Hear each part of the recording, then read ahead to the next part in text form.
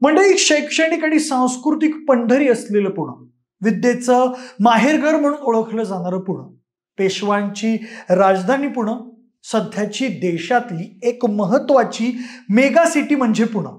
पण सध्या या पुण्याला मात्र कोयत्या गँगच्या दहशतीने काबीज केलाय. पुणे शहरात गेल्या काही दिवसांपासून सातत्यानं गुन्हेगारीच्या घटना घडत आहेत. कधी अपघात, कधी ड्रग्ज, कधी महिलांवर अत्याचार, तर कधी कोयता गँगची दहशत. अशा घटनांनी पुणे शहर अक्षरशः हादरलाय. त्यातच रविवारी चक्क पोलीस अधिकाऱ्यांवरच कोयत्याने हल्ला झाल्याची घटना घडली आहे.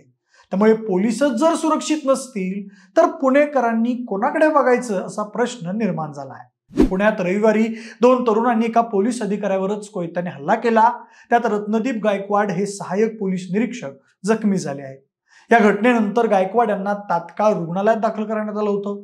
त्यांच्यावर खासगी रुग्णालयात उपचार सुरू असून त्यांची तब्येत चांगली आहे.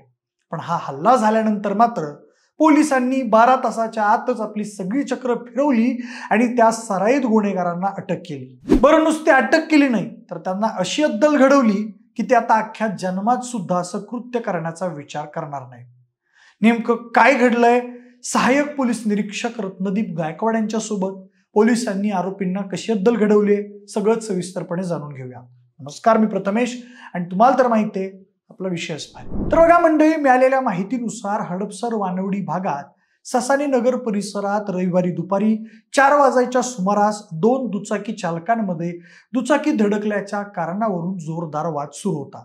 त्यावेळी त्यातील एका दुचाकी स्वाराच्या बाजूने आरोपी निहाल सिंग आणि राहुल सिंग भांडत होते. यावेळी आरोपींच्या हातात धारदार कोयता होता. त्यावेळी तेथून जात असलेल्या वानवडी पोलीस ठाण्याचे सहाय्यक पोलीस निरीक्षक रत्नदीप गायकवाड यांनी आरोपींना अशा अवस्थेत पाहिलं. त्यांनी सदर ठिकाणी थांबून भांडण सोडवण्याचा प्रयत्न केला असता आरोपी निहाल सिंग टाक याच्या हातातील कोयता काढून घेण्याचा त्यांनी प्रयत्न केला. यावेळी झालेल्या झटापटीत टाक यांनी कोयता फेकून मारल्यानं गायकवाड यांच्या कपाळाला गंभीर दुखापत झाली.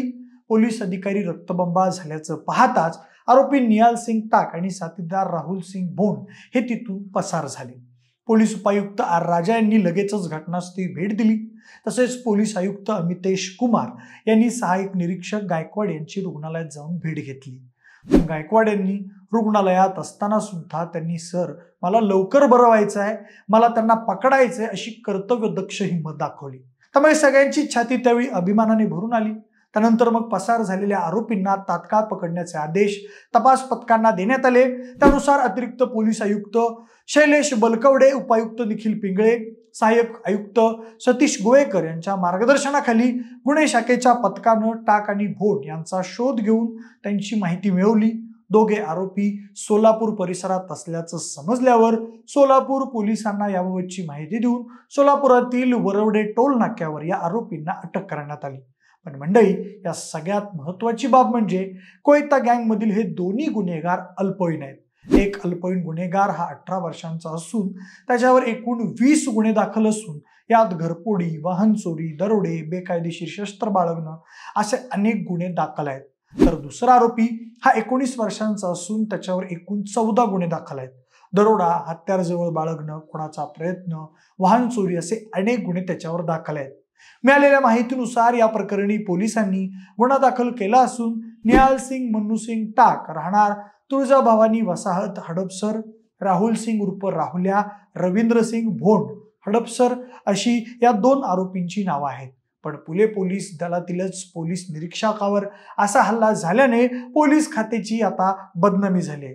कारण 1.5 दमडीचे गुंड वर्दीवर असलेल्या या अधिकाऱ्यांवर हल्ला करत असतील तर त्यांना पोलिसांचा धाक राहिलाय की नाही असा प्रश्न निर्माण होतो.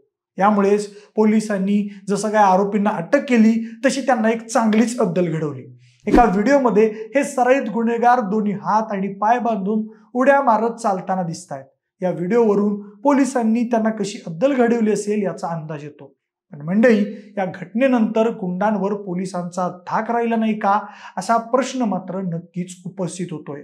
या अल्पवयीन गुन्हेगारांना राजकीय आसरा असल्यामुळे गुन्हेगारांच्या मनगटात बळ वाढत असल्याचा आरोप आता होत आहे. सध्या राज्यात ज्या काही घटना कानावर येत आहेत त्या ऐकून राज्यात कायदा सुव्यवस्था राखण्यात सरकारला सपशेल अपयश आलंय असंच आता सगळीकडे बोललं जात आहे. अल्पवयीन मुलींच्या अत्याचाराच्या घटना, गोळीबाराच्या घटना, खून दरोड्याच्या घटना दिवसेंदिवस वाढतच असून सामान्य नागरिकांचं जगणं मुश्किल झालंय. पोलिसांवरती जर असे हल्ले होत असतील तर सामान्य नागरिकांनी कोणाकडे बघायचं असा प्रश्न आता उपस्थित होतोय. पण तुम्हाला या संपूर्ण घटनेबद्दल नेमकं काय वाटतंय? राज्यात खरंच कायदा सुव्यवस्थेचा प्रश्न निर्माण झालाय का? कोयता गँगची ही प्रकरणं दिवसेंदिवस वाढतच चालली आहेत. याबद्दल तुमचं मत आम्हाला कमेंट करून नक्की सांगा. जर हा व्हिडिओ आवडला असेल तर लाईक आणि शेअर करा. सोबतच असेच माहितीपर व्हिडिओज पाहण्यासाठी विशेष भरीच्या YouTube चॅनलला देखील सबस्क्राईब करायला विसरू नका. धन्यवाद.